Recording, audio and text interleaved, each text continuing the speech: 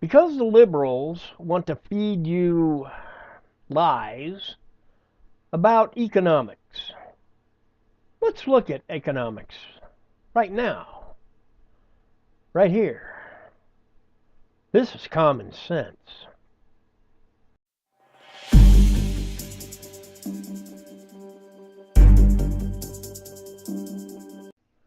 Let's take a look at Pelosi, who is the minority leader in, I think, the House, giving a speech on economics, which I don't think she really has a clue as to how economics works. Now you got to remember, she's probably the wealthiest congressperson in Washington, D.C. So why would she care about anything? Let's take a look at this clip. This year, tax day fell on April 17th, on Tuesday. Last year on tax day, Americans turned out across the country by the thousands to demand the president finally release his tax returns.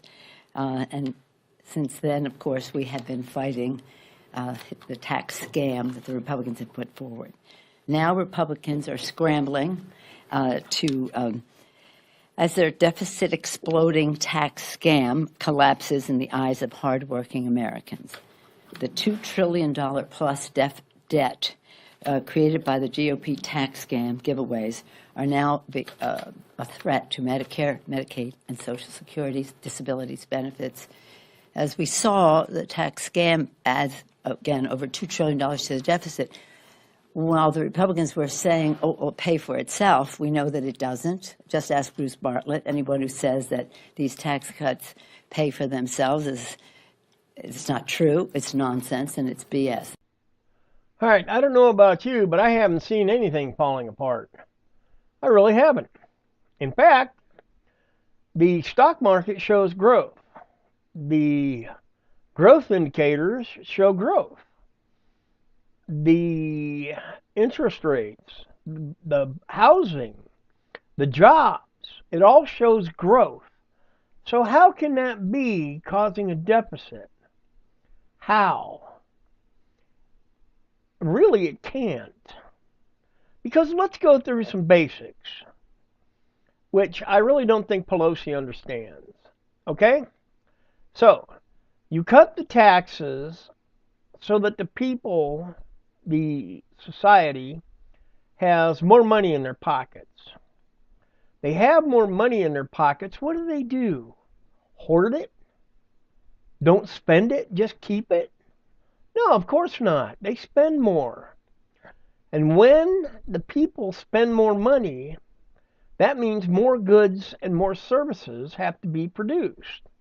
In producing more goods and services, that means, more jobs. More jobs. Okay, now you have more people working, paying a lower tax rate, buying more stuff, paying more taxes. Okay, so if you have one hamburger and you sell it for $2, okay, you made $2. But let's say you have 1,000,000 hamburgers and you sell them for $1. Okay, now you have $2 million or $1,000,000. Okay, so when you cut taxes, people spend more. When they spend more, it creates more jobs. Creating more jobs creates more taxes, no matter how low the tax rate is, because you have a higher proportion of citizens working, paying taxes. So if you have 10 people paying a 10% tax, let's say it adds up to $1,000. Okay? But let's say you have 20 people paying an 8% tax. Okay, those 20 people are making more than the 10 because there are more people making money. The tax rate has nothing to do with it. It's almost the same as the liberals trying to pass off the idea that women make less money than men. Well, that's an incorrect statement because fewer women work than men. A.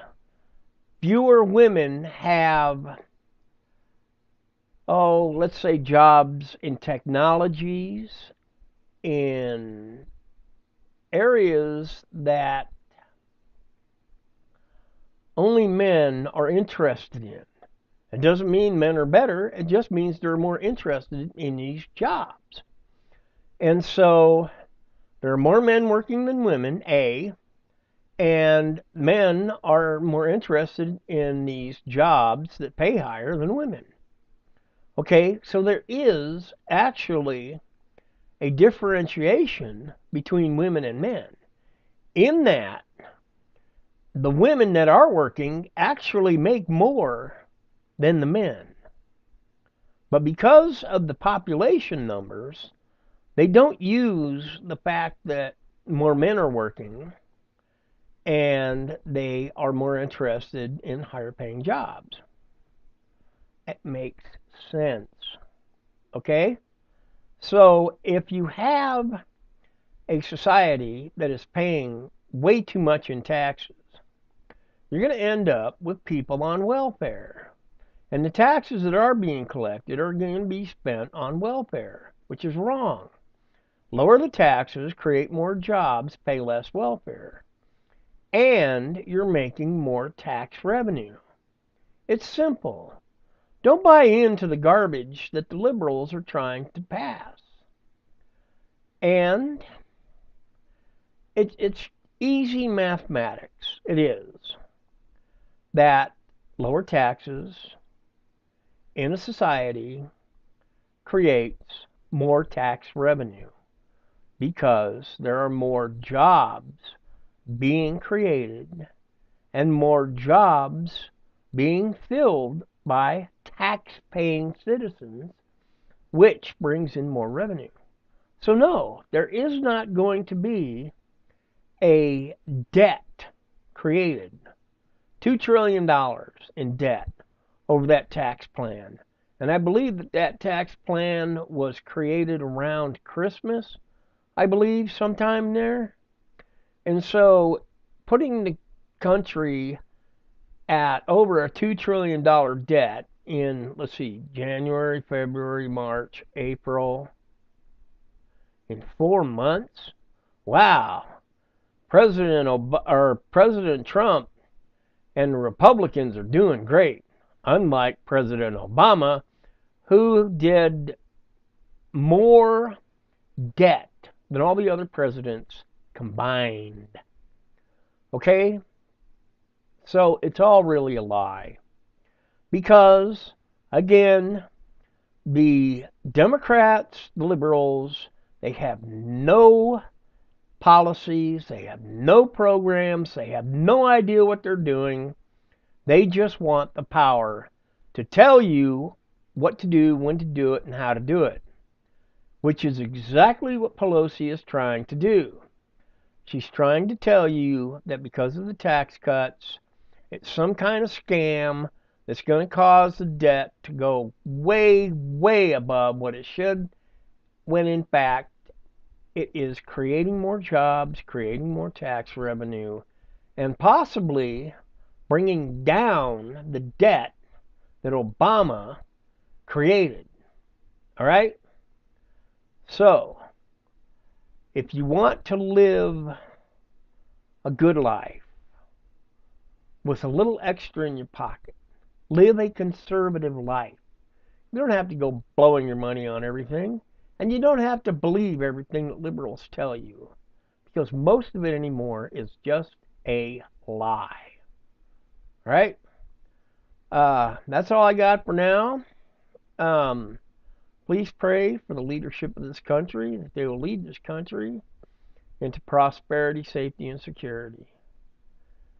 That's all I got. And I'm William Ferguson. And this is Common Sense.